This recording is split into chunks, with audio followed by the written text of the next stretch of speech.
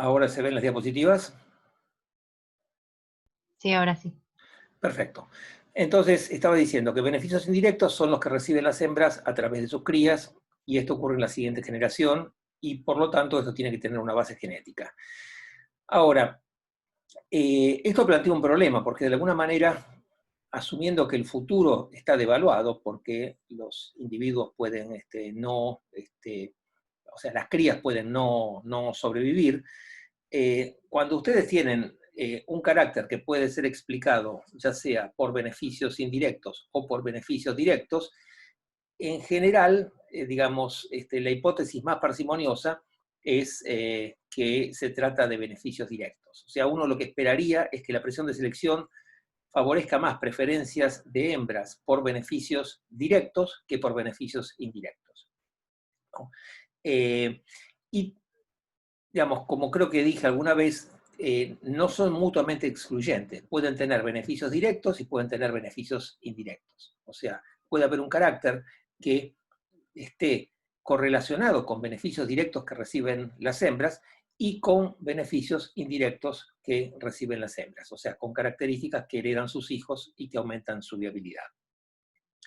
Entonces, yo les dije que dentro de selección sexual por beneficios indirectos había dos grandes modelos, el de selección fisheriana o corrida de selección sexual y el de handicap.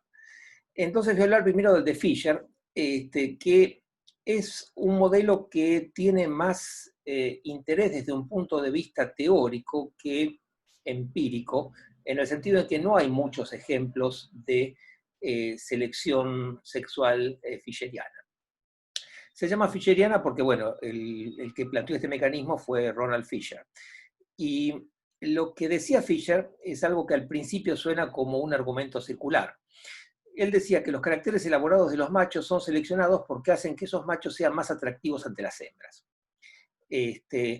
Y un carácter fisheriano, o sea, un carácter, digamos, de selección sexual fisheriana, no depende de la condición del portador, o sea, no indica si el portador de ese carácter es de buena calidad o de mala calidad.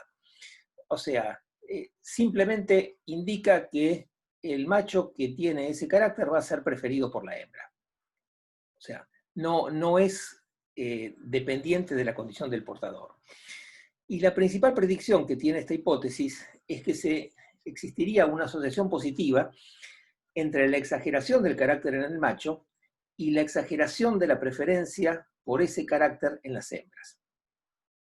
Entonces, ¿cuál es el problema de la hipótesis de selección sexual fisheriano? Bueno, que en muchos casos ustedes tienen que mostrar que no hay beneficios directos y que no hay beneficios indirectos por buenos genes, ¿no? Y de alguna manera quedaría como explicación, bueno, si no hay beneficios directos, si no hay beneficios indirectos por buenos genes, entonces será fisheriano. Ahora, ¿cuál es el problema de esto? El problema de esto es que muchas veces ustedes rechazan una hipótesis porque no tienen potencia para rechazar la hipótesis nula. Tienen un tamaño muestral pequeño. Entonces, desde el punto de vista epistemológico, no es elegante una hipótesis que se valida por resultados negativos. O sea, el modelo fisheriano termina siendo una especie de hipótesis nula. Cuando ustedes no pueden mostrar que hay buenos genes o beneficios directos, dirán, bueno, es fisheriano. Entonces,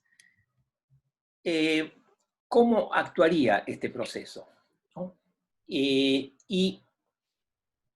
la idea es la siguiente. Imagínense ustedes que existe variación en un determinado carácter que tienen los machos. Por ejemplo, hay machos que tienen cola más larga. Supongamos que los machos que tienen cola más larga, un poco más larga, tienen un mayor fitness, porque, por ejemplo, esa cola más larga implica una mayor maniobrabilidad en el vuelo. Por otra parte, las hembras tienen preferencias y hay un sesgo de hembras que prefieren aparearse con machos que tienen colas más largas. Y esta preferencia inicial puede ser antojadiza. Después vamos a ver cómo puede, mecanismos para explicar esta preferencia inicial, pero sería favorecida por selección natural, porque las hembras que prefieren machos con cola más larga tienen hijos con cola más larga, y como dijimos, una cola un poco más larga implica una mayor maniobrabilidad, con lo cual pueden obtener mejor alimento, etc. Pero lo importante es que esas hembras que tienen hijos con cola más largas van a tener hijos más sexys, hijos que son preferidos porque tienen cola más larga. Entonces, el punto crítico para la hipótesis de Fisher es que si se produce un apareamiento entre un macho que tiene cola larga y una hembra que prefiere machos con cola larga, los hijos van a tener cola larga y las hijas van a tener preferencia por machos con cola larga. Y la idea es que si estos genes están ligados de alguna manera, hay un desequilibrio por ligamiento, se puede producir una retroalimentación positiva. O sea, se va exagerando el carácter. O sea, una hembra prefiere un macho con cola más larga, esos hijos tienen cola más larga, pero las hijas tienen preferencia por machos con cola más larga, y lo que ustedes tienen es un proceso en donde se va exagerando el largo de la cola, por un lado, y la preferencia de hembras por cola más larga. Y esto genera una corrida evolutiva, por eso, voy a usar el... Por eso, digamos, lo que se plantea es que, digamos, el modelo se llama runaway, que sería corrida en inglés, sexual selection, o sea, una selección sexual por una corrida evolutiva, donde se va exagerando el carácter. En el macho es el largo de cola o cualquier otro carácter. En la hembra es la preferencia por el carácter exagerado. Ahora, ¿cuál es el problema de esto? El problema de esto es que ese carácter exagerado se aparta de lo que llamamos el óptimo utilitario, que es aquello que fue seleccionado por selección natural, que implica la máxima eficiencia, por ejemplo, para el vuelo. O sea, yo les dije al principio, puede haber una pequeña ventaja de tener una cola un poco más larga, pero en la medida en que esta cola se exagera, deja de ser funcional y comienza a ser un problema para el vuelo. Entonces, ¿se sigue exagerando el carácter en forma indefinida o se llega a un equilibrio? Y lo que planteaba Fisher es que, y modelos posteriores, es que se llega a un equilibrio en donde el beneficio que obtiene un macho que tiene un carácter exagerado en términos de ser más atractivo para las hembras, se contrarresta con el costo que paga ese macho por apartarse del óptimo utilitario. El óptimo utilitario sería aquel largo de cola que es óptimo para el vuelo. Entonces, esto es lo que intenta mostrar este gráfico, en donde ustedes tienen esta línea con flechas negras, lo que indica es la asociación entre la preferencia y el largo de cola, o sea, es lo que genera la corrida, y esta línea celeste lo que está indicando es puntos de equilibrio entre el beneficio que obtiene el macho por ser más preferido y el costo que paga por apartarse del óptimo utilitario que estaría indicado por esta línea punteada. O sea, este sería el largo de cola que ustedes esperan por selección natural. Toda esta línea indica puntos de equilibrio entre el óptimo utilitario y el beneficio por tener un carácter sexy, y esta línea indica el grado de asociación entre las preferencias de la hembra y el largo de cola del macho. Y lo que dice es que, bueno, va a haber un punto de equilibrio, que es donde se crucen estas dos rectas. Este fue el modelo que planteó Fisher, y es un modelo que en teoría funciona perfecto, pero no hay muchos ejemplos. Y justamente, como les decía, los ejemplos suelen ser correlacionales. O sea, ¿cuáles son las principales predicciones que hace el modelo? Bueno, debería existir una asociación entre la exageración del carácter en los hijos y la preferencia por dicho carácter en las hijas. Y, por otra parte, debería, digamos, eliminarse las hipótesis alternativas. O sea, que no haya beneficio directo asociado a ese carácter, o que no haya un beneficio indirecto por buenos genes. Y ahí estamos nuevamente en el problema que genera fortalecer una hipótesis porque tenemos evidencias negativas y no positivas. Entonces, este es un experimento que se hizo con sticklebacks, ¿no? Este es un macho y el macho tiene un parche ventral rojo y las hembras prefieren este parche ventral. Entonces, lo que se hizo fue analizar en parejas, digamos, en las crías de parejas de stickleback, cuáles eran las preferencias que tenían las hijas por rojo en el eje y cuál era la intensidad que tenían los hijos de esa coloración roja. Entonces, imagínense que cada uno de estos puntos corresponde a la progenie de una pareja.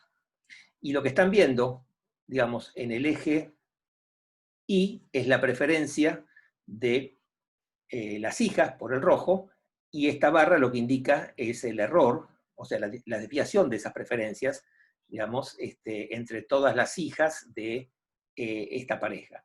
Y lo que están viendo en esta barra, en el eje X, es la desviación en la intensidad de la coloración de rojo en los hijos.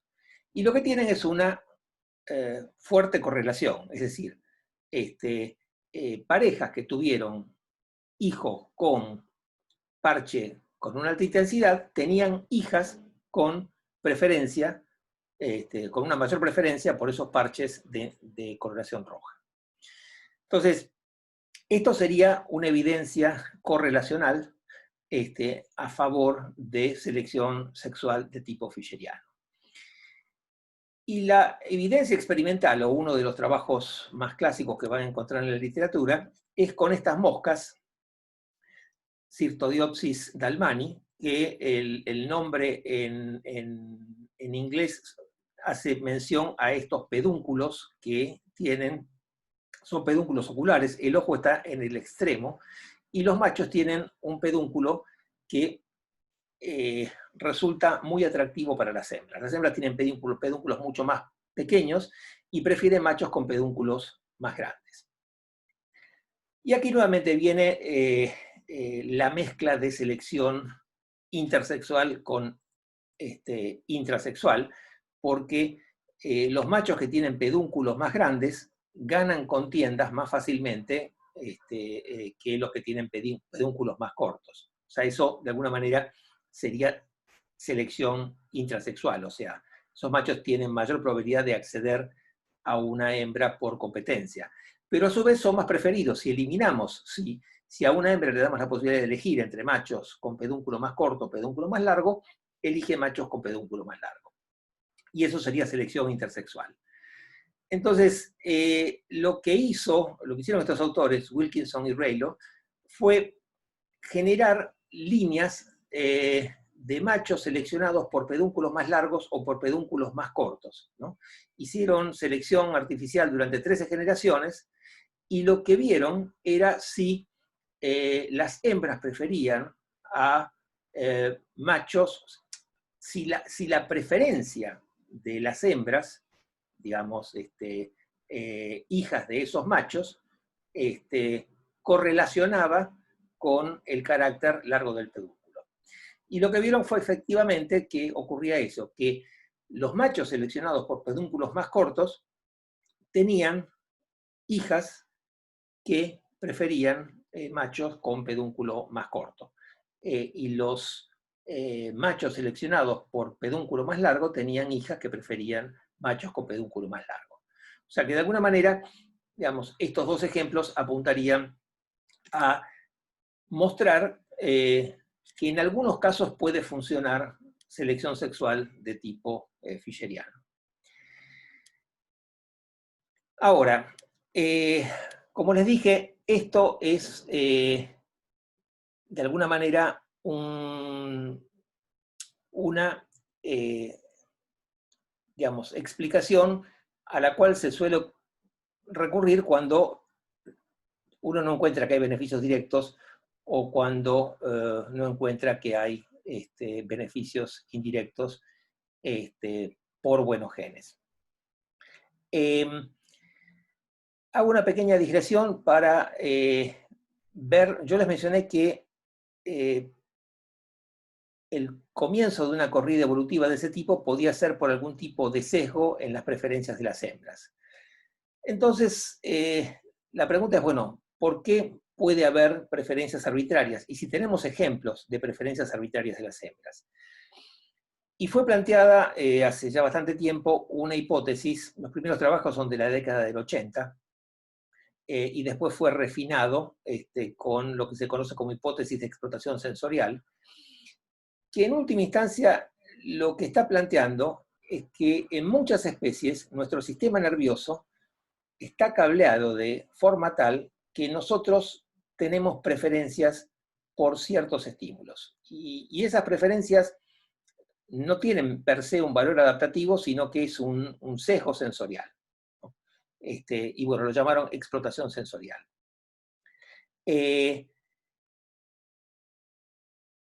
Entonces, lo importante es que esta preferencia que tendría la hembra es anterior, es una preferencia, digamos, que está, que evolucionó sin ninguna explicación adaptativa, por lo tanto, es anterior a la aparición del carácter en el macho.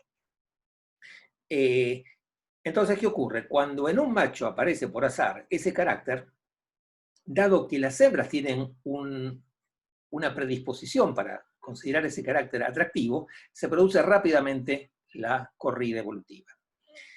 Y la primera persona que observó que existían este tipo de sesgos fue Nancy Burley, que no podía encontrar una explicación por la cual algunos experimentos le daban alguna vez de una forma y otra vez de otra forma, algo que es bastante común cuando uno hace experimentos, que no siempre las cosas dan como a uno le parece que deben dar. Pero ella encontraba inconsistencias que le parecían inexplicables. Y básicamente lo que ella encontró fue que el anillo que colocaba en los tarsos de los pajaritos con los que trabajaba, ella trabajaba con dos especies de Ctenopigia, que se adaptan bien al trabajo en laboratorio, ella encontraba que en algunos casos las preferencias de las hembras no tenían una explicación clara, hasta que se preguntó si eso podía tener que ver con el anillo de color que le colocaba en el tarso a los individuos para identificarlos. Es muy común que ustedes para identificar aves le coloquen anillos de color en el tarso, y lo que tienen en este gráfico, en el gráfico de la izquierda, es preferencias en una especie por machos que tenían un anillo rojo o un anillo azul, y las hembras prefieren los machos que tienen el anillo azul, y en esta otra especie, en el pinzón cebra, es lo opuesto. Las hembras prefieren machos que tienen anillo de color rojo y no machos que tienen anillo de color azul. Y esto no tiene ninguna explicación adaptativa, es simplemente como que a ustedes les gusta más un chico o una chica que tiene una remera color roja o una remera color azul. O sea, es una preferencia totalmente arbitraria. Un trabajo clásico que muestra lo que yo les decía, que esta, digamos, preferencia es preexistente al desarrollo del carácter, es un estudio que se hizo con peces espada, el género se llama Xiphophorus, y en el género, digamos, hay algunas especies que tienen una aleta caudal normal, ¿no? Que normal significa que no tienen esta espadita, y especies, hay una persona que está pidiendo la palabra, o Yo, perdón, es para avisar de nuevo que hay alguien que quiere entrar. a ver Perdón, no quería si interrumpirle. logro. En realidad ya está en la sesión, pero no ve la pantalla, así que está entrando desde otro dispositivo. Es el mismo nombre, creo. A ver. En ese caso no debería haber problema. Me fijo a ver si... Bueno, en todo caso, si no puede entrar, porque tengo que salir de la presentación para hacerlo entrar. No sé por qué motivo. Perdón. A ver, sí, a ver, ahora. Sí, ahora pude.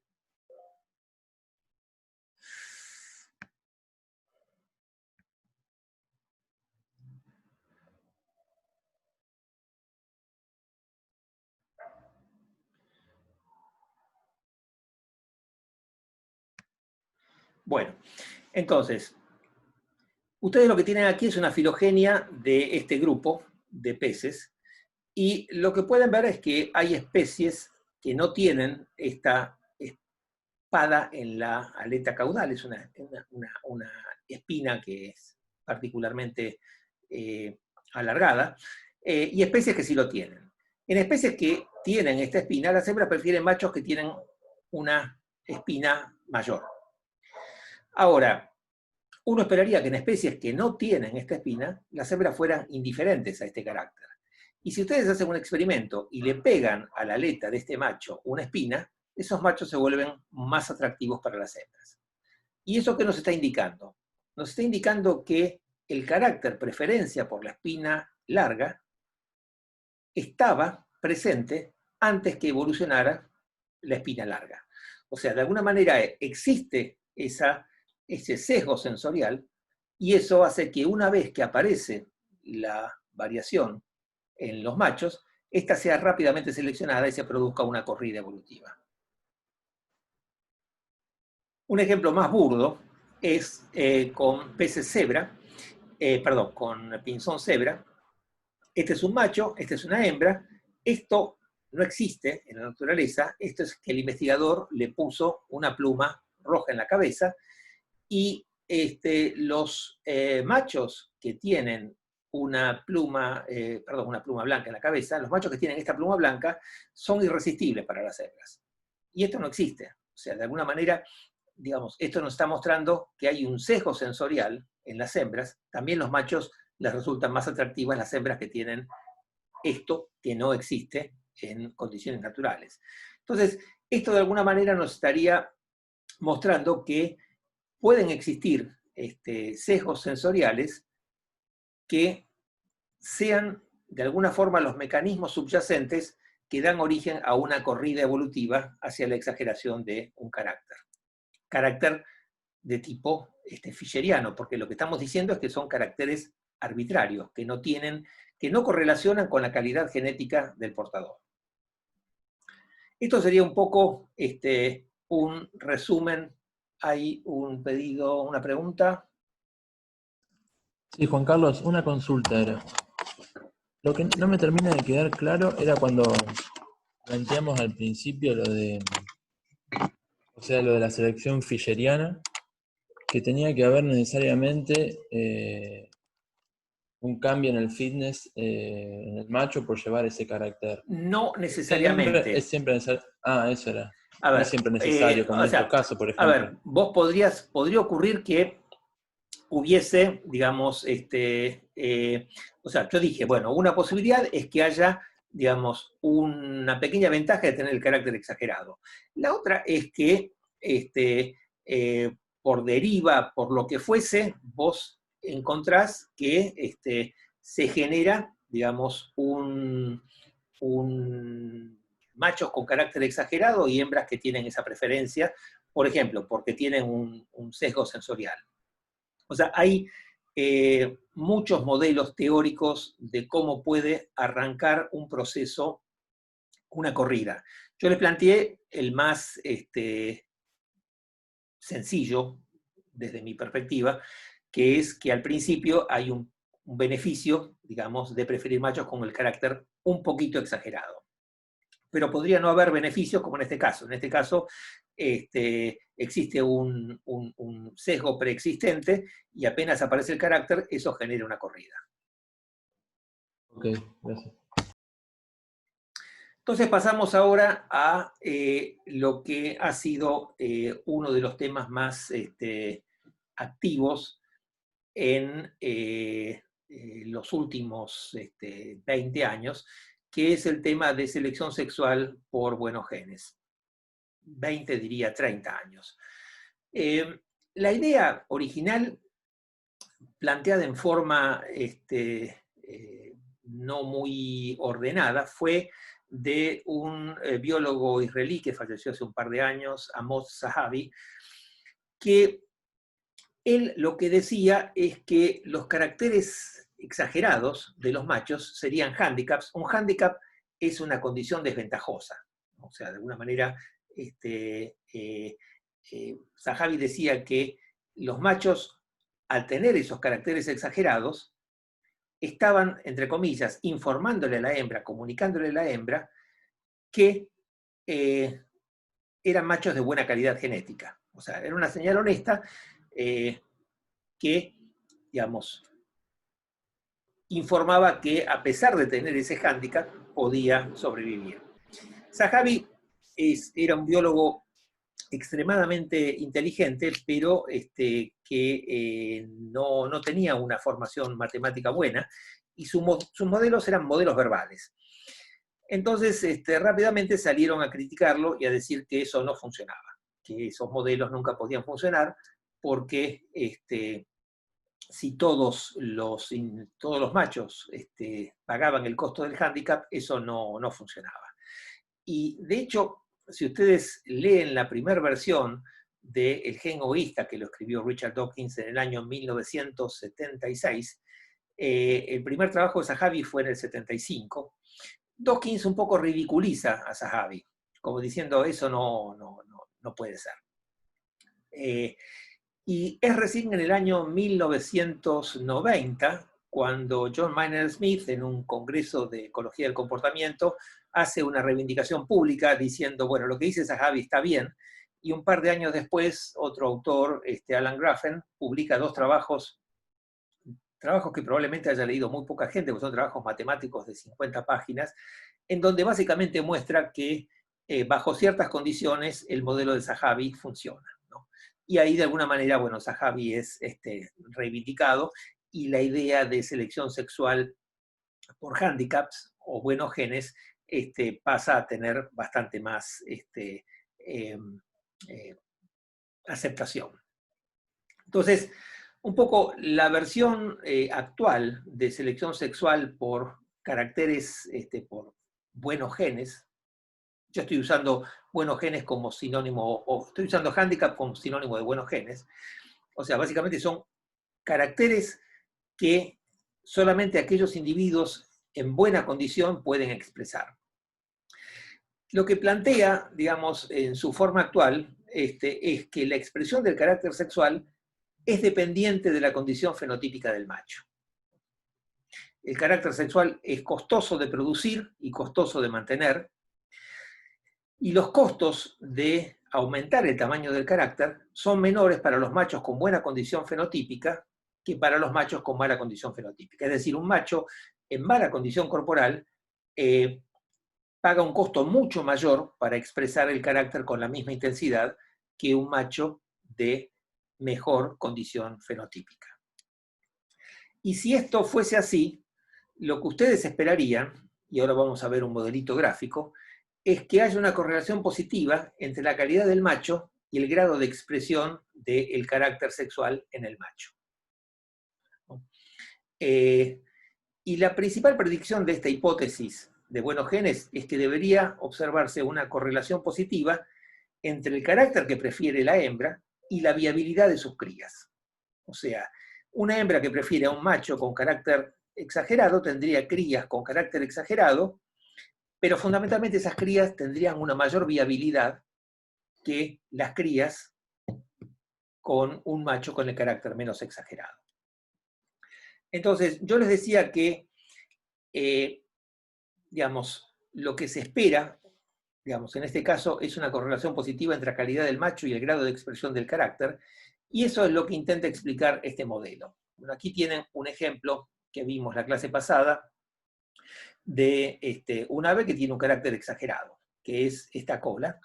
Hembras prefieren cola más larga, pero esta cola es, entre comillas, un hándicap, implica un costo en términos, o sea, se está apartando del óptimo utilitario.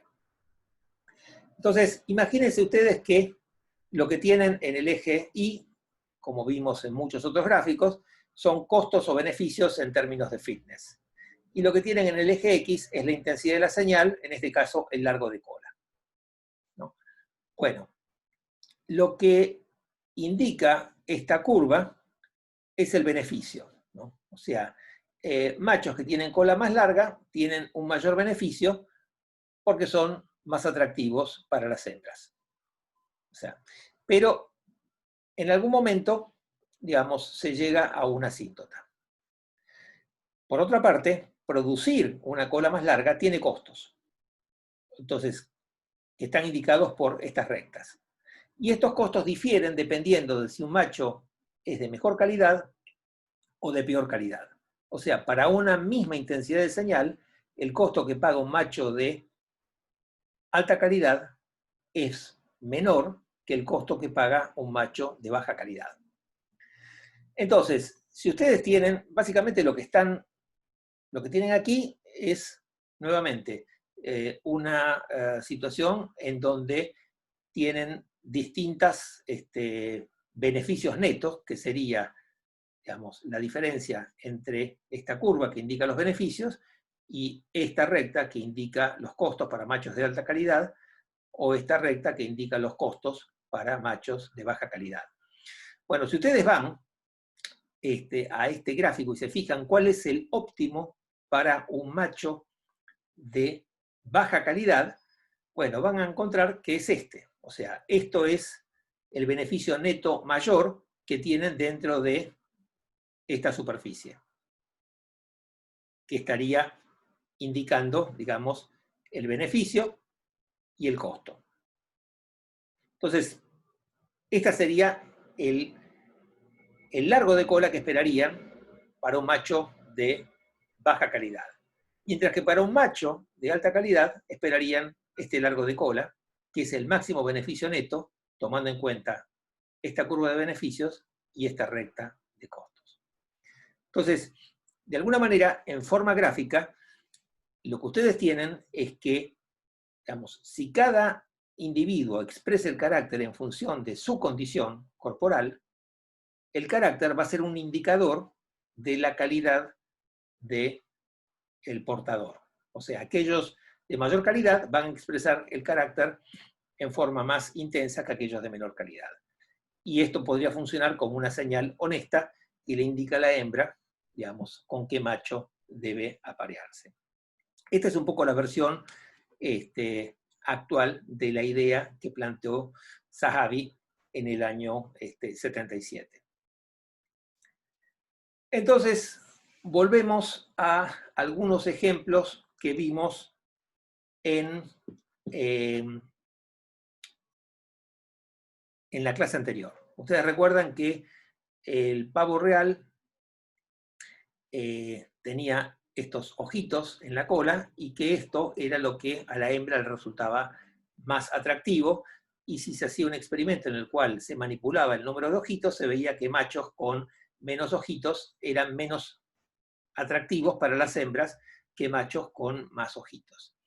Entonces la pregunta es, bueno, ¿este es un carácter arbitrario o este es un carácter que correlaciona con buenos genes del portador? A priori uno diría, esto es totalmente arbitrario, es como, digamos, si yo tengo el pelo más largo o el pelo más corto o el color de pelo. Bueno, lo que hizo Marion Petrie fue un experimento en donde analizó la probabilidad de sobrevivir hasta los 2 años de edad de las crías, digamos, de apareamientos al azar entre hembras con machos que tenían distinto largo de cola, ¿no? O sea, básicamente tomaba una hembra de pavo real y lo apareaba, no le daba la opción de elegir, la apareaba con machos que podían tener distinto largo de cola. Tomaba los huevos, los incubaba artificialmente, criaba los pichones en condiciones idénticas y luego los soltaba y se fijaba cuántos de esos pichones sobrevivían hasta los 2 años de edad.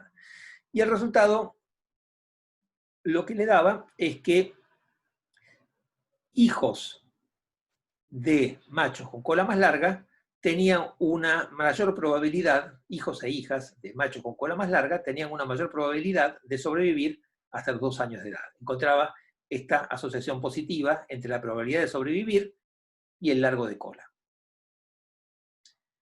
Bueno, de alguna manera, esto estaría indicando que no es una preferencia arbitraria, que al elegir, digamos, machos con colas más largas, las hembras están obteniendo buenos genes que implican una mayor supervivencia de sus hijos,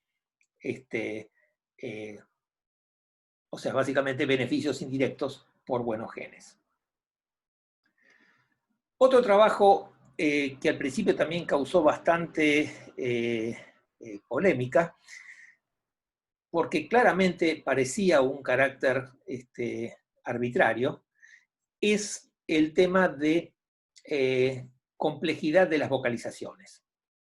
Esta es una especie europea, Acrocephalus jombaenus, donde los machos tienen distinto repertorio vocal. ¿Qué es el repertorio vocal? Yo siempre uso la siguiente analogía.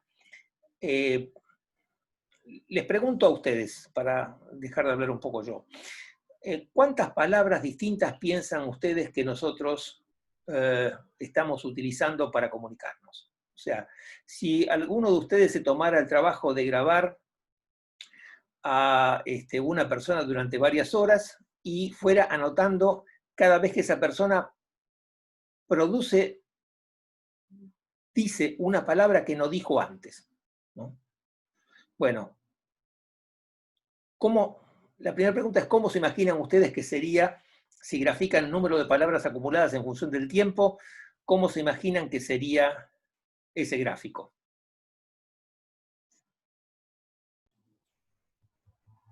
Que aumente mucho al principio y vaya disminuyendo el aumento, digamos. Correcto, o sea, una función desacelerada en donde en algún momento llegan a una asíntota. Es como que ustedes vayan a la ruleta y empiecen a anotar los números que salen, pero si ya salió antes no lo anotan. Bueno, van a tener una curva y en algún momento van a llegar a 37, 0 más 36, y después cualquier número ya va a haber salido, pero probablemente sea una función desacelerada. Bueno, ahora voy a la pregunta original. ¿Cuántas palabras distintas piensan ustedes que nosotros utilizamos para hablar cotidianamente? Más o menos todos usamos el mismo vocabulario, quizás hay gente que tiene un mejor vocabulario o usa más palabras todavía. Bueno, pregunto, ¿cuántas palabras tiene un diccionario estándar? Ya no se usan más diccionarios, Sí. Pero si ustedes tienen algún diccionario en su casa, pueden chequear cuántas palabras les parece que tiene un diccionario. Miles. Miles. Sí, 5.000, 10.000, 20.000. Un muy buen diccionario puede tener 30.000, 40.000 palabras. Bueno, ¿cuántas de esas palabras les parece a ustedes que nosotros utilizamos? Pueden agarrar mis teóricas y ver cuántas palabras distintas utilicé yo en todas las clases. Pocas. Sorprendente, muchas menos de las que están en el diccionario. O sea, y si no, hagan la prueba de abrir una hoja al azar y ver cuántas palabras de las que figuran en la hoja ustedes suelen utilizar en la comunicación. Probablemente estemos usando 500, 600 palabras. Una persona, digamos, muy sofisticada hablando puede estar usando 1.000, un poco más de 1.000 palabras, ¿no? Bueno, en forma similar, ¿qué tiene que ver eso con los arañeros? Bueno, si ustedes graban el canto de un ave, lo que van a encontrar son notas. O sea, es que el canto, en algunas especies, está formado por notas que podemos decir que son análogas a palabras, ¿no? Y si ustedes se fijan cuál es el repertorio, lo que acá aparece en el eje X como tamaño de repertorio, es cuántas notas distintas tiene, ¿no? Entonces ustedes hacen sonogramas, identifican una nota y van viendo, o sea, cada canto puede tener distintas notas, pero las notas se van repitiendo y después de un tiempo lo que van a ver es que, bueno, llegaron a una asíntota, que el repertorio de ese individuo es de 10 notas, de 20 notas, de 30 notas, de 40 notas, de 50 notas. Notas que utiliza para armar cantos, de la misma manera que nosotros utilizamos palabras para armar oraciones. A veces con más sentido, a veces con menos sentido. Entonces, lo que encontró, digamos, este autor, es que los machos que tenían un repertorio vocal mayor, se apareaban, esto es el tiempo a partir del 1 de abril, ¿no? Que es el inicio de la primavera, digamos, en el hemisferio norte, comienza el 21 de marzo, o sea, es comienzos de la primavera. ¿Cuánto tiempo tardan los machos en conseguir pareja, en aparearse, en función de su repertorio vocal? Y lo que ve es que machos que tienen un repertorio vocal mayor, se aparean más rápido. Son, de alguna manera, más atractivos, uno podría decir, para las hembras. O sea, consiguen pareja más rápido. Esto es correlacional. Lo que hizo el autor fue un experimento en donde él manipuló el repertorio. Porque alguno puede decirme, bueno, fenómeno, pero a lo mejor los machos que tienen un mayor repertorio tienen otro carácter que es en realidad lo que está eligiendo la hembra. Y ese otro carácter correlaciona con el repertorio, pero el repertorio no tiene nada que ver. Entonces lo que hizo fue manipular el tamaño de repertorio, o sea, tomó vocalizaciones y creaba repertorios mayores o menores. Tomaba una hembra, la ponía en una jaula, la estimulaba hormonalmente, le colocaba una pequeña canulita con estradiol subcutánea, eso hacía que la hembra estuviera, digamos, sensible a las vocalizaciones de los machos, y veía, haciéndole playback, cómo respondía la hembra. La respuesta de la hembra era hacer un despliegue de cópula, que es exponer su cloaca y levantar las plumas de la cola. Y lo que veía es que la hembra respondía más a playbacks de machos que tenían un mayor repertorio vocal que playbacks de machos que tenían un menor repertorio vocal. O sea, de alguna manera esto es para mostrar experimentalmente que efectivamente la hembra está respondiendo a... O sea, lo que está eligiendo la hembra es ese carácter, el repertorio vocal.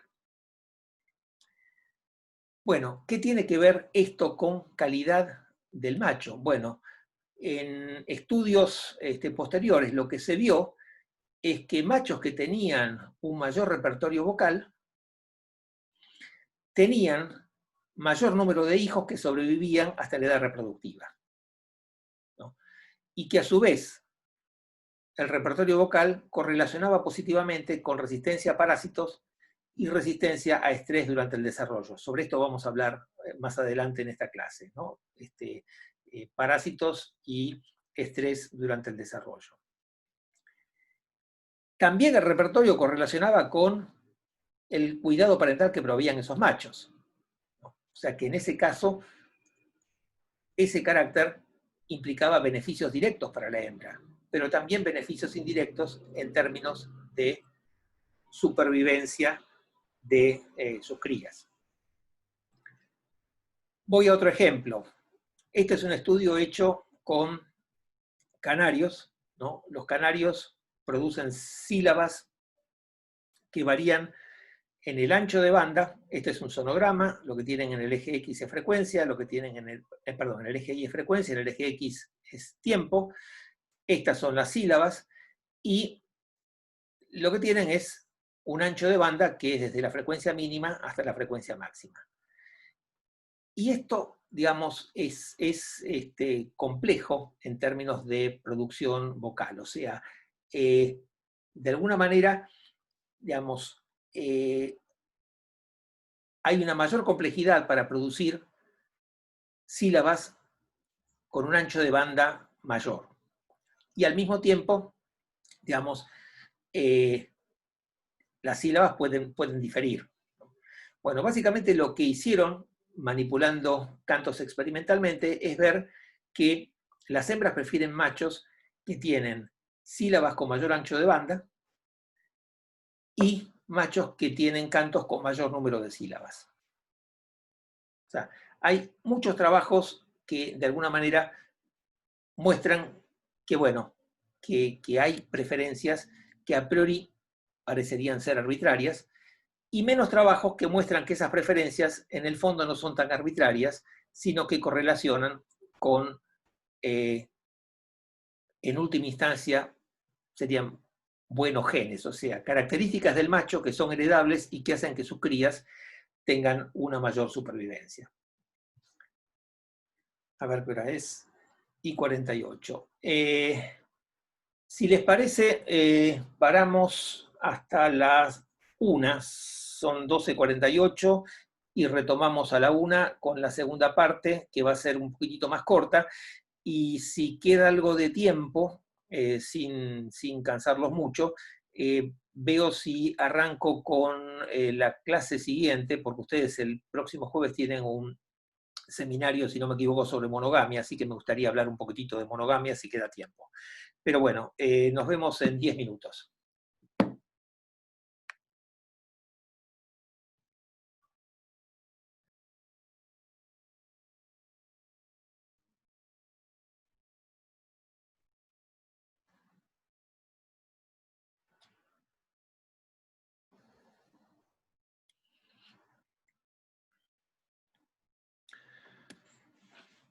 Bueno, alguno que me diga si se escucha bien.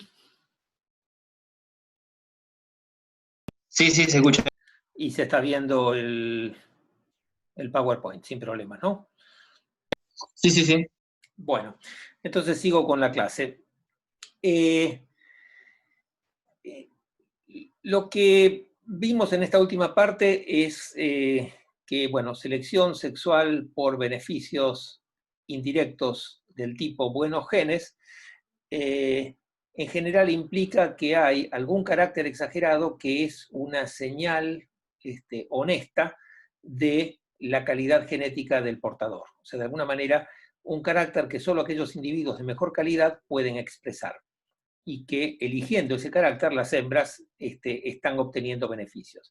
O sea, esto, a ver, puede sonar raro en el sentido de que parecería que yo estoy diciendo que las hembras eligen machos con cola más larga porque de alguna manera saben que de esa manera van a tener hijos con mayor supervivencia. No, básicamente lo que estamos diciendo es que una preferencia de un carácter que correlacione con calidad genética va a implicar que esas hembras tengan mayor fitness. O sea, después está el mecanismo por el cual la hembra manifiesta las preferencias, pero las hembras que manifiesten esas preferencias, o sea, van a ser seleccionadas esas preferencias porque las hembras que tengan esas preferencias van a tener hijos con mayor viabilidad, o sea, van a dejar mayor progenie que hembras que no tengan esas preferencias. O sea, el proceso es bastante simple en términos de selección, si lo pensamos en términos de selección natural. Si bien en este caso, o sea, por el lado de la hembra podríamos ver como que está obteniendo beneficios en términos de supervivencia de los hijos. O sea, no es estrictamente lo mismo que selección natural, pero en todo caso eso lo dejamos para algún momento en que veamos dudas. Lo que quería en esta última parte de la charla es hablar un poco sobre distintos caracteres que fueron utilizados como indicadores de buenos genes, ¿no? Esta no es una lista exhaustiva y está sesgada a ejemplos en aves, si bien esto mismo en algunos casos aplica a otros grupos. Uno de los primeros trabajos tenía que ver con el tema de plumaje brilloso u otros ornamentos que sean sensibles a la carga de parásitos, endo o ectoparásitos. Y eso es lo que se conoce como hipótesis de Hamilton y Zook. Otro grupo son caracteres cuya expresión depende de mayores niveles de testosterona. Por ejemplo, los parches negros en el plumaje de especies de aves. O caracteres cuya expresión depende de carotenos. plumaje amarillo o rojo en especies de aves. O el grado de asimetría fluctuante, es decir, cuánto se aparta un individuo de un perfecto patrón de simetría bilateral, ¿no? Un individuo que tiene simetría bilateral. Entonces vamos a comenzar con algo que, digamos, se conoce como paradoja del Leck, ¿no? Y que de alguna manera está subyacente al tema de selección sexual y al caso del Lex, que es un sistema de apareamiento de poliginia extrema, en donde unos pocos machos obtienen prácticamente la totalidad de las cópulas, ¿no? Y hay muchos machos que no, directamente no se reproducen. Entonces, nosotros dijimos que los beneficios indirectos tienen que tener una base genética. O sea, el beneficio que están recibiendo las hembras son genes para sus hijos. Ahora, ¿cuál es el problema? Que hay una fuerte selección direccional, ¿no? Las hembras ejercen una fuerte selección direccional, o sea, las hembras prefieren unos pocos machos que tienen caracteres exagerados. Entonces, de alguna manera, esos alelos que digamos, están subyacentes a esos caracteres preferidos, rápidamente se van a fijar en la población. Va a disminuir la varianza genética aditiva.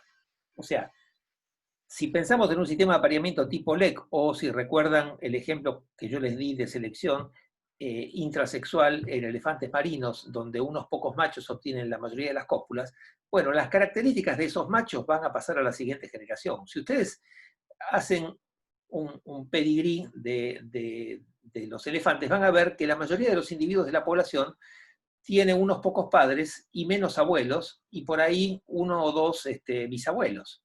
O sea, entonces, de alguna manera, esto implicaría que genéticamente todos esos machos no son muy distintos, porque tienen en pocas generaciones el mismo ancestro. Con lo cual, uno lo que ve es una marcada preferencia de las hembras por características de los machos, que en principio no difieren genéticamente, porque todos tienen el mismo abuelo o bisabuelo. Y esto es lo que algunos denominaron paradoja de Leck.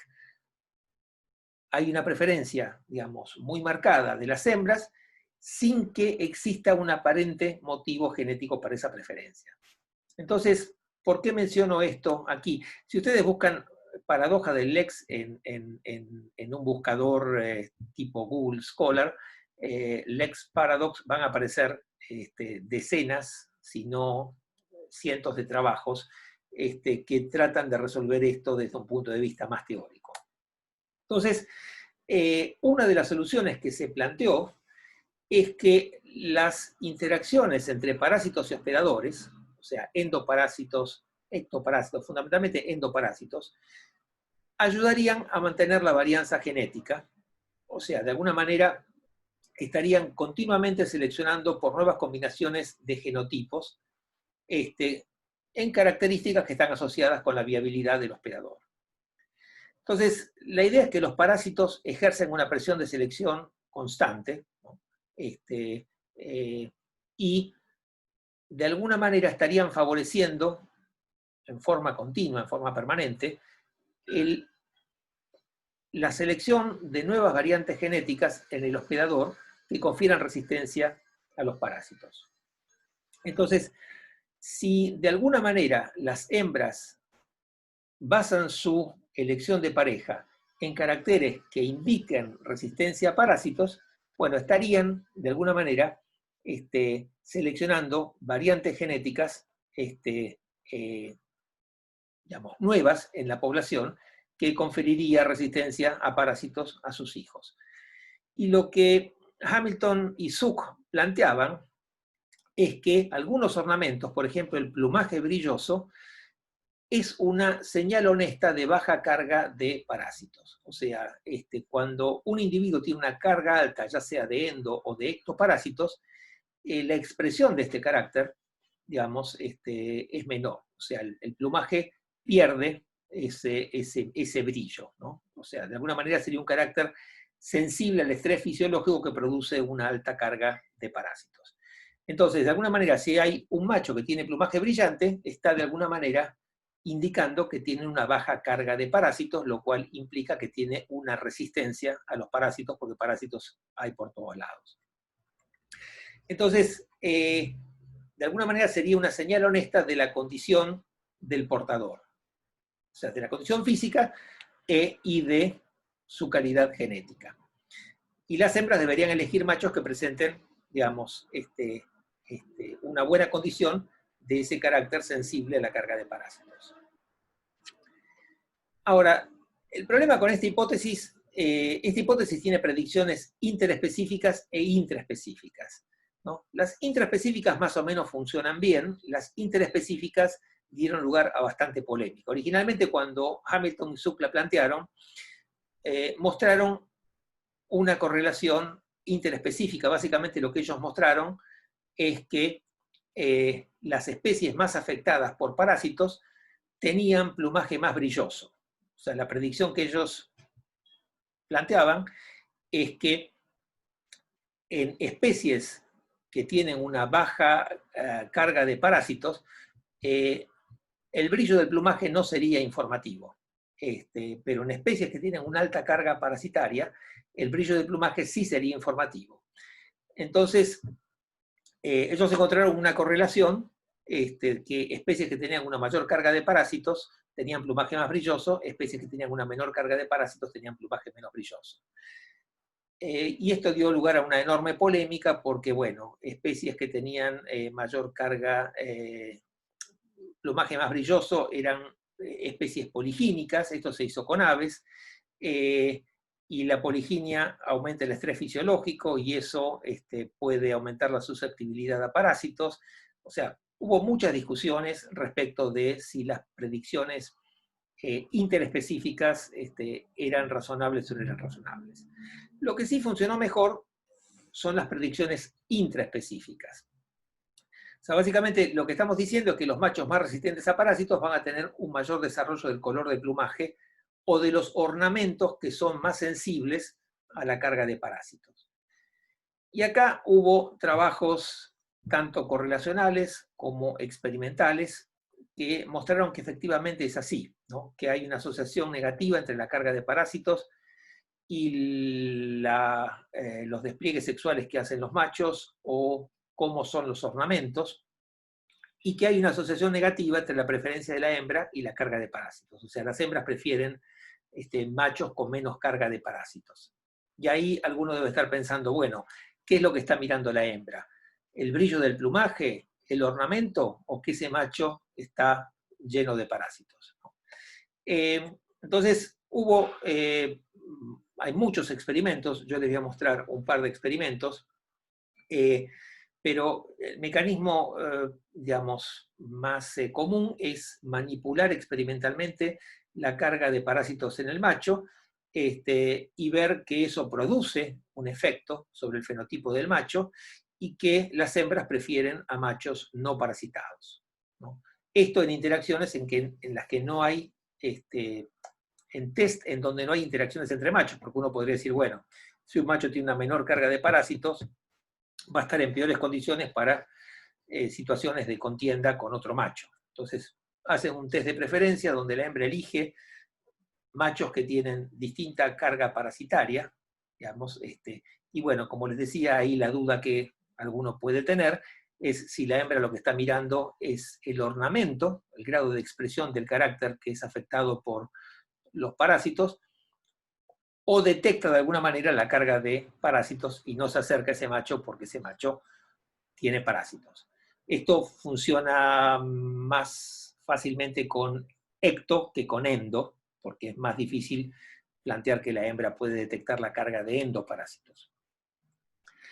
Pero bueno, algunos ejemplos. Esto que tienen ustedes aquí es lo que se llama snoot, cuerno, y los pavos tienen esto, y este ornamento es sensible a la carga de parásitos. En este caso los parásitos son coccidios, que es un endoparásito, y lo que están midiendo en el eje X es la carga de coccidios por gramo de heces en escala logarítmica, y lo que tienen aquí es el largo del ornamento, y lo que ven es, bueno, que hay una asociación negativa. Machos con menor carga de coccidio tienen un ornamento más desarrollado que machos con mayor carga de coccidio.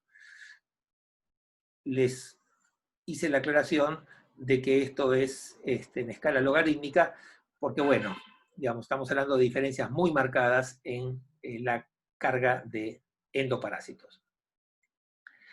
Y este es un experimento, nuevamente, con espinosos, pez que se ha usado para poner a prueba numerosísimas hipótesis, pero es un experimento bastante elegante, porque ustedes recuerdan que yo les dije que las hembras prefieren machos que tienen un parche ventral con un rojo más intenso.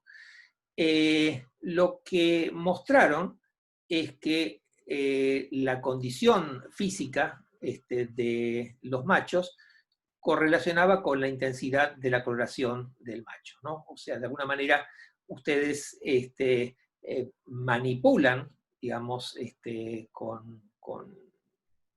digamos, yo no recuerdo qué manipulación experimental hicieron, pero supongamos que lo que hicieron fue manipular la carga de endoparásitos de estos peces. Lo que ellos ven es que esa deterioro en la condición física correlaciona con una menor expresión del el brillo, digamos, del macho. Y las hembras prefieren machos más brillosos, o sea, esto es elección de la hembra por machos más brillosos, y esto es la diferencia entre el macho más brilloso y el menos brilloso. Entonces, yo les decía, bueno, acá la pregunta es si la hembra está eligiendo eso u otra cosa. Y la forma en que los autores mostraron eso fue bastante elegante, porque lo que hicieron fue hacer el mismo experimento con luz blanca o con luz verde. ¿Quién me explica qué ven las hembras con luz blanca y qué ven las hembras con luz verde?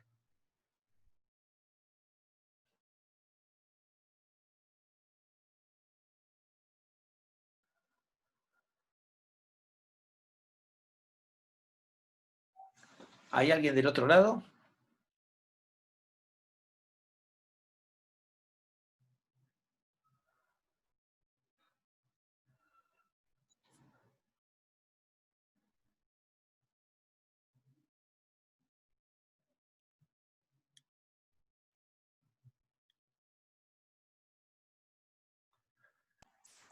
Bueno, con la luz verde te quedas solo con un porcentaje de los reflejos que hay en la coloración del macho. ¿Cómo ves a un Capaz por individuo? eso. ¿De qué color ves a un individuo que es rojo con luz blanca?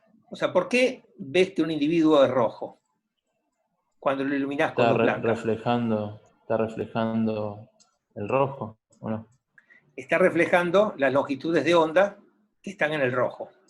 Claro. Si vos lo iluminás con luz verde,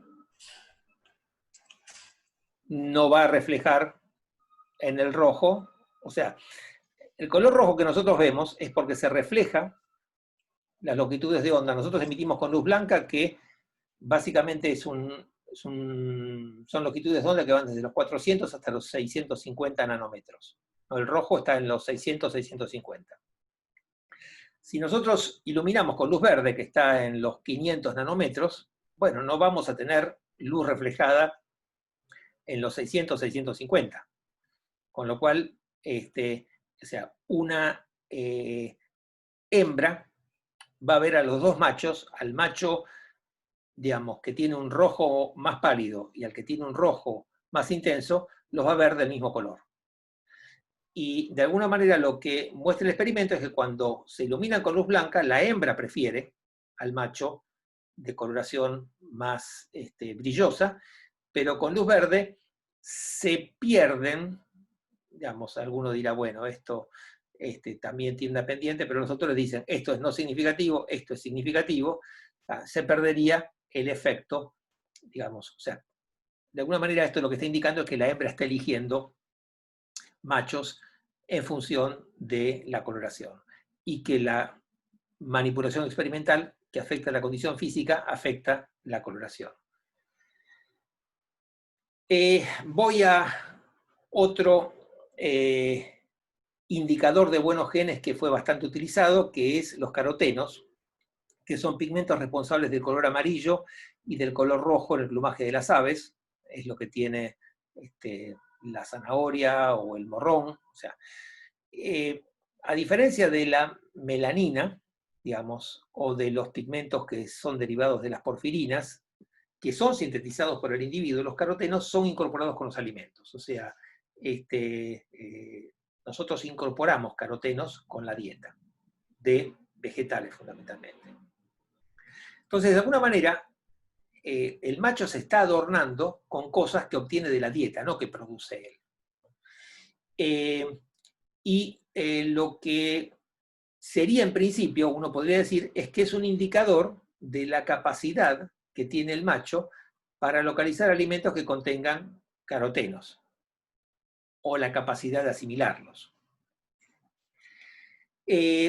Hay muchos estudios en esta especie, en Carpodacus mexicanos, se trabajó bastante. Los machos de la especie varían dentro y entre poblaciones en la cantidad de pigmentación.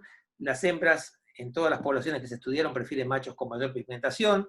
Los machos más coloridos proveen mejor cuidado parental, o sea que es un indicador de beneficios directos. Pero también sobreviven más que los machos menos coloridos, lo cual podría ser un indicador de buenos genes. Con lo cual, las hembras que eligen machos más pigmentados estarían obteniendo beneficios directos, mejor cuidado parental, o indirectos, si la supervivencia fuese heredable.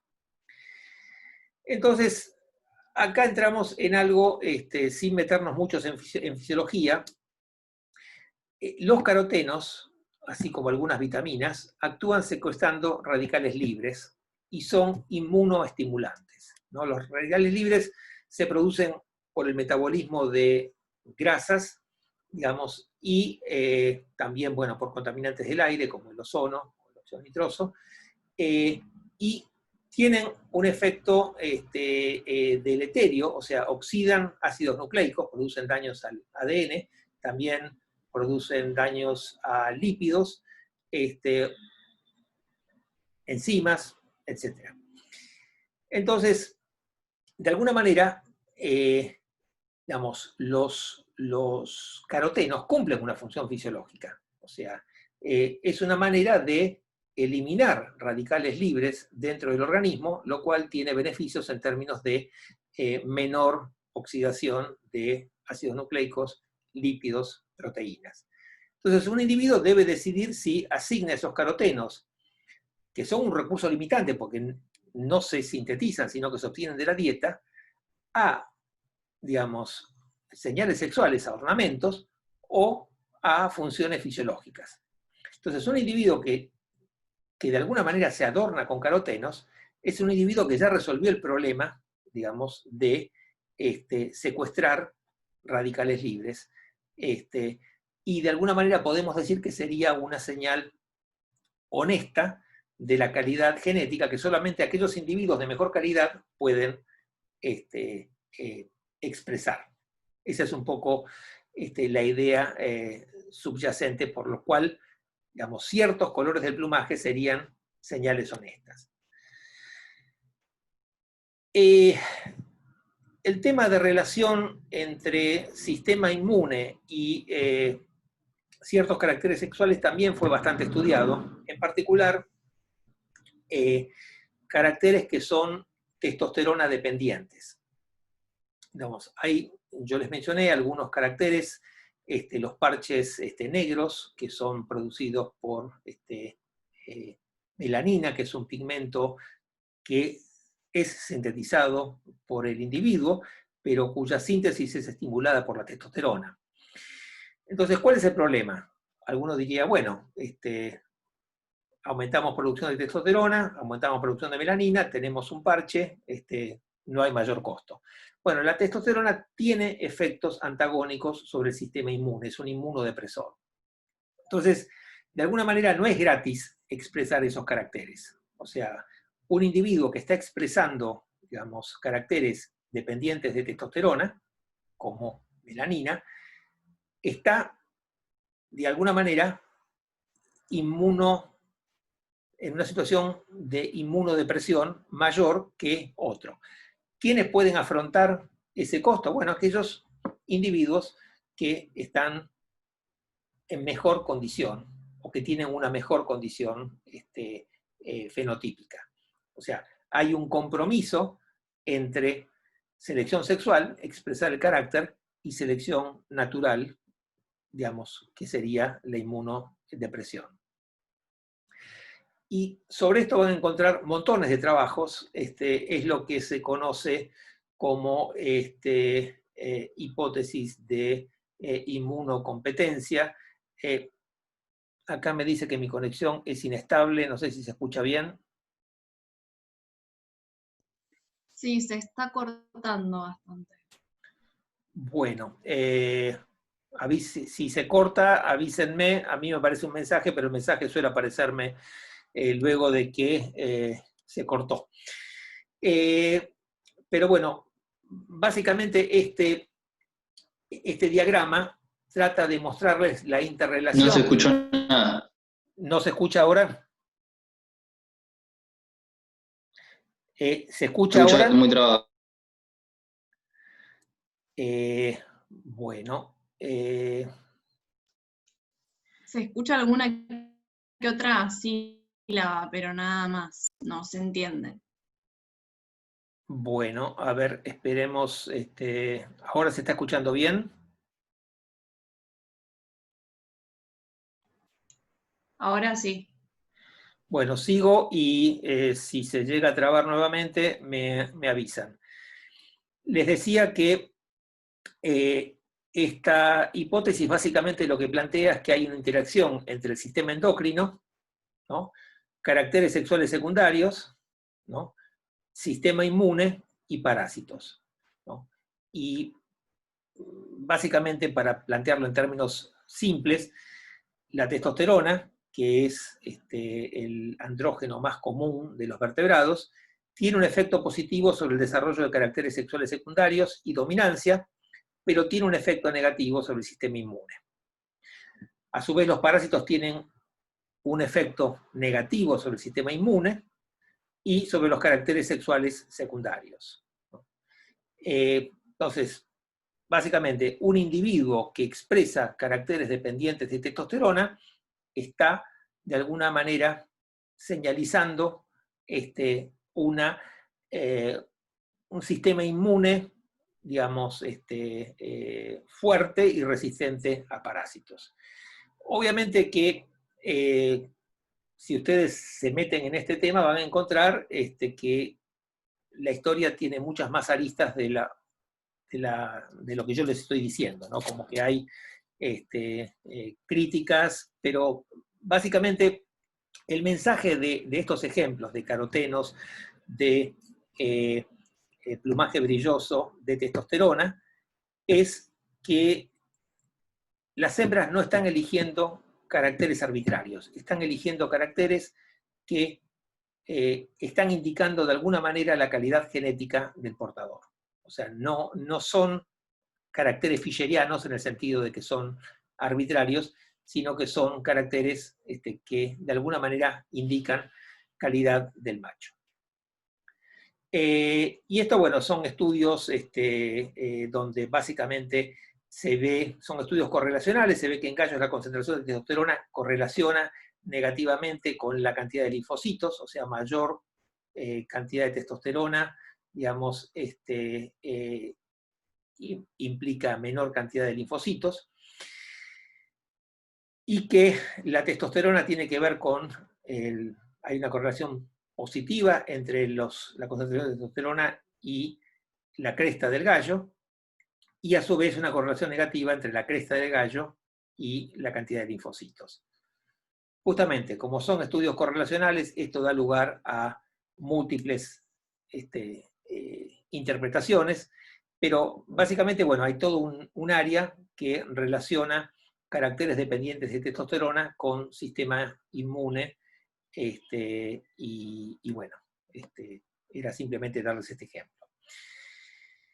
Y para terminar la clase de hoy, para terminar este tema, quería hablar un poco sobre otro carácter que también tuvo bastante,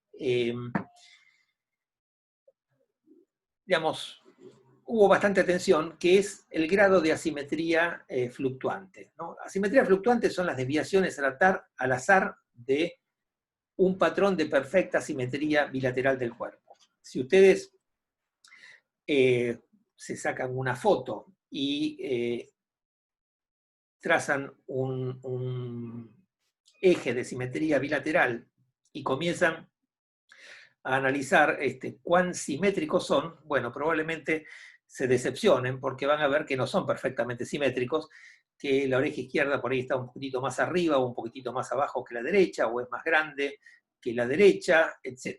Van a encontrar pequeñas desviaciones al azar de un patrón de perfecta simetría bilateral. Y lo que desde hace mucho tiempo se sabe es que estas diferencias son indicadores del estrés ambiental durante el desarrollo. O sea, nosotros cuando nos desarrollamos estamos expuestos, cuando digo nosotros me refiero a organismos que tienen una interacción por ahí más fuerte con el medio ambiente.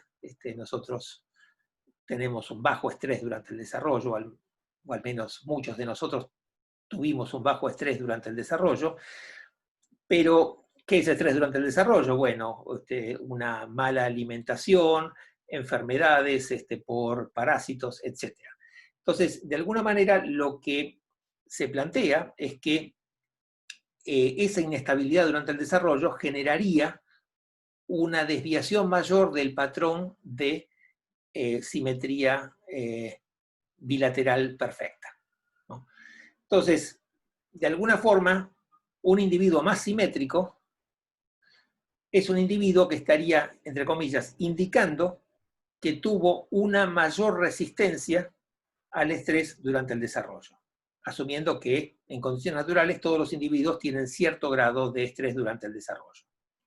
Entonces, se planteó que, bueno, hembras que eligen individuos más simétricos estarían eligiendo mejores genotipos, o sea, genotipos más resistentes al estrés durante el desarrollo. Esa es un poco la idea general, y a partir de ahí empezaron a aparecer trabajos en donde se les preguntaba a las hembras si preferían individuos más simétricos o menos simétricos, y esto se hizo en muchas especies, y hay innumerables trabajos hechos en humanos también. Pero yo les voy a mostrar un par de ejemplos en aves que tienen que ver con trabajos clásicos de selección sexual. Ustedes recuerdan que hay trabajos en donde se manipula el largo de las plumas de la cola y se ve que las hembras prefieren, digamos, machos que tienen colas más largas. Bueno, esta especie Hirundo rústica es una especie, es una golondrina que desde hace algún tiempo también está presente en Argentina, en toda la zona de la provincia de Buenos Aires. Los machos tienen cola más larga que las hembras. Ahora, el sistema de apareamiento de esta especie es monogamia social. Con esto introduzco el tema de monogamia, si queda un ratito hablamos algo de monogamia. Monogamia social no implica monogamia genética, es decir, hay una pareja, pero muchas veces las crías de esa pareja no son del macho, sino que son de otro macho. Entonces, la pregunta es, ¿qué beneficio pueden tener los machos en una especie monógama por tener una cola más larga, si todos los machos tienen pareja? Bueno, los beneficios es que esos machos con cola más larga consiguen mayor frecuencia de cópulas por fuera de la pareja y tienen menor frecuencia de crías fuera de la pareja en su nidada. O sea, consiguen más apareamientos por fuera de la pareja y tienen, entre comillas, parejas más fieles, ¿no? Parejas que se involucran menos en cópulas por fuera de la pareja. Entonces, lo que hizo un señor que se llama Molte Anderson perdón, Anders Möller, me confundí de nórdico, es un biólogo danés, fue primero mostrar que efectivamente la manipulación del largo de cola aumentaba el éxito de los machos. Y hizo el mismo experimento que yo les mostré la clase anterior, en donde había machos que tenían la cola acortada, machos que tenían la cola elongada, y machos control, en donde se lo capturaba y se lo soltaba, o se lo capturaba, se cortaba la cola y se volvía a pegar sin alargarla o acortarla. Y la variable que él medía era cuántos días tardaba ese macho en conseguir pareja desde el momento en que las hembras llegaban al territorio. O sea, los machos llegan primero, es una especie de migratoria, los machos llegan primero y luego llegan las hembras. Cuando llegaban los machos hacían la manipulación experimental y veía cuánto tiempo pasaba desde que llegaban las hembras hasta que conseguían pareja. Y lo que veía es que los machos con cola más alargada tardaban, con cola más alargada, tardaban menos días en conseguir pareja que los machos con cola acortada. O sea que de alguna manera las hembras preferían a los machos con cola larga respecto a los machos con cola corta. ¿Queda claro el experimento?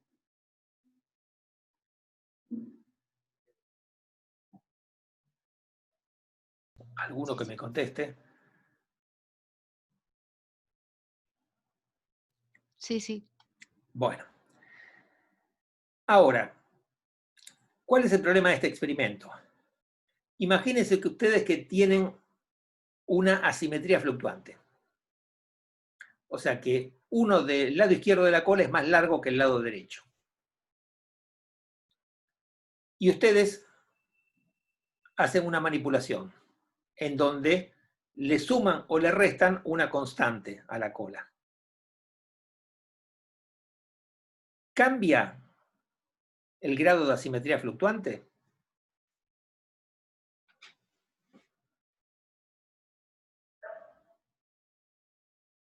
Imagínense que la cola son 10 centímetros y que hay una diferencia del 5%. O sea, de un lado es 10,5, del otro lado es 10, aproximadamente 5%. Bueno, ustedes le acortan 5 centímetros o le alargan 5 centímetros la cola. ¿Les cambia la asimetría? Y no cambiaría si lo haces en las dos colas, digamos. A ver, ¿cómo medirías vos la asimetría? Vamos a hacer una... Yo les dije que, por ejemplo, vos podés tomar la diferencia entre el más largo y el más corto y, digamos, expresarla en términos porcentuales del largo. Yo les dije que la diferencia era del 5%. Vos le alargás la cola. Ahora, la simetría es igual, sigue siendo un 5%. ¿Es menor? ¿Es mayor? Se hace más Es chico. igual. A ver, el que dijo es igual, ¿por qué es igual? Vos antes tenías que era 10,5 y 10. Ahora es 15,5 y 15. Por eso, la simetría es la misma. Es la misma en valores absolutos, Claro, pero en valores relativos claro, es menor. es menor. Y para el tratamiento en donde vos acortás el largo de cola, en términos Ahí absolutos va. sigue siendo la misma, pero en términos relativos es mayor, porque ahora es 5,5 contra 5. Ahora es un 10% de diferencia. ¿Se entiende? Sí, la diferencia es más significativa relativo al tamaño de la cola. En términos porcentuales, al alargar la cola, vos estás disminuyendo la asimetría. Y al acortar la cola, la estás aumentando. Claro. O sea, no es lo mismo tener una pierna, digamos, 3 centímetros más corta que la otra, si tu pierna mide 1 metro que si tu pierna mide medio metro. Entonces, lo que dijo este señor es, bueno, este resultado es porque las hembras prefieren colas más largas o porque prefieren colas menos asimétricas. Porque No sabes con ese experimento, ¿no? no sabés. Yo aclaro, yo no le creo nada a este experimento que les voy a mostrar. Da demasiado bien como para ser cierto, y no soy el único que no le cree, pero me parece que es un experimento que vale la pena contar porque está muy bien pensado. ¿Cómo harían ustedes para separar los dos factores? O sea, para ver si las hembras acá están eligiendo machos que tienen cola más larga o machos que son menos asimétricos. Dividís en subgrupos dentro de los de cola larga y chica por los que tienen la simetría equivalente y los que no. Bueno, esto decirlo es maravillosamente simple, pero hacerlo, imagínense que tienen que capturar machos cuando llegan, tienen que tener 3 grupos, cola cortada, cola elongada y controles, pero a su vez dentro de cola cortada y cola elongada tienen que manipular para aumentar, reducir o mantener igual el grado de asimetría. Bueno, el autor dijo que lo hizo, y los resultados son estos. Básicamente lo que encontró es que cuando aumentaba la simetría, les iba peor. Cuando la reducía, les iba menor. Esto dentro del grupo con cola acortada. Y con el grupo con cola elongada también. O sea, dentro de los que tenían cola más larga, si eran más asimétricos, les iba peor que si eran menos asimétricos. Ahora, cuando uno piensa en la cantidad de trabajo que implica esto, ¿no? Y por los errores que tiene, estamos hablando, fíjense que esto es tiempo de apareamiento, o sea, no solamente implica capturar a los machos, sino después seguir a cada uno de esos machos y ver cuánto tiempo tardó el macho en conseguir pareja, ¿no? Por eso mucha gente dice que este experimento probablemente no se haya hecho, pero más allá de si se hizo o no se hizo, digamos, la lógica es impecable, digamos, y es separar, digamos, asimetría fluctuante de largo del carácter. Al mismo tiempo, en el mismo experimento, lo que encontraba es que los machos con cola acortada o elongada tenían distinto éxito reproductivo dependiendo de la simetría. Los machos que tenían menor asimetría tenían mayor éxito reproductivo que los que tenían mayor asimetría.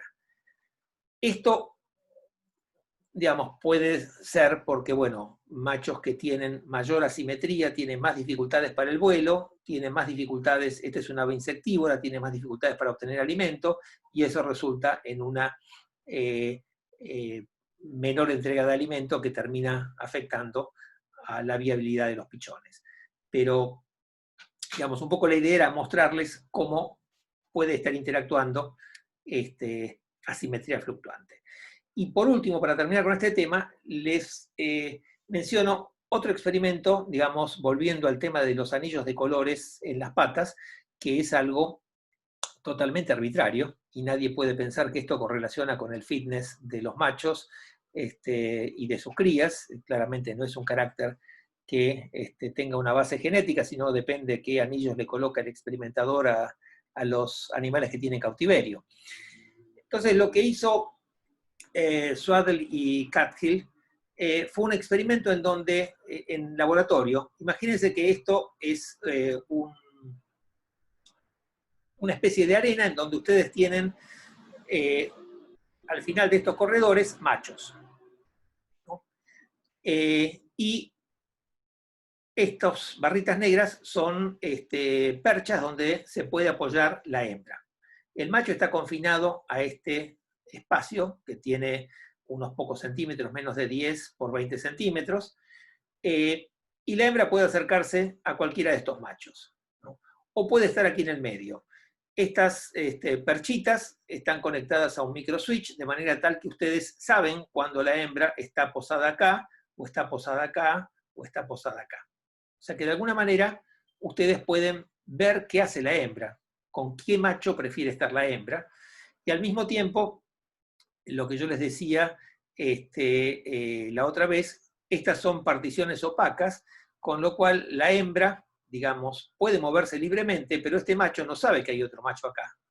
Y este macho no sabe que hay otro macho acá, y lo mismo pasa con estos dos. O sea, esto impide la visión, por lo tanto, los machos eventualmente podrán escuchar que hay otro macho que vocaliza, pero no están viendo dónde está la hembra. Simplemente ven que en algún momento la hembra aparece y se queda junto a ellos. Y ustedes lo que hacen es ver cómo asigna el tiempo la hembra, a qué macho prefiere. Y lo que hacen es tratamientos en donde los machos difieren, los machos son elegidos al azar, pero le colocan anillos de colores en las patas, que pueden ser asimétricos, o sea, verde en una pata y naranja en la otra. Esto es asimétrico, verde pata izquierda, naranja pata derecha, o al revés, naranja pata izquierda, verde pata derecha.